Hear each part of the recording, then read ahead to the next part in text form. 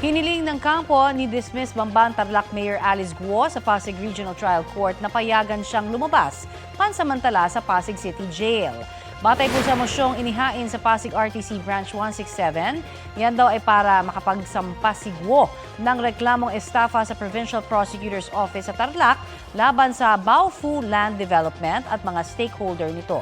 Ayon sa kampo ni Guo, niloko siya ng mga dati niyang kasosyo sa Baofu Land at pinalalabas pa na siya ang may kasalanan.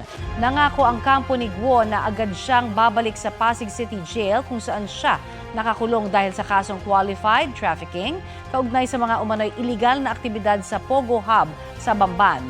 Baofu Land ang developer ng naturang Pogo Hub. Inamin noon ni Guo na incorporator siya sa Baofu Land pero nag-divest daw siya sa kumpanya bago tumakbong mayor ng Bamban noong 2022. Sinisika pa ng GMA Integrated News na kunin ang pahayag ng Baofu Land kaugnay sa reklamong isasampa ni Guo.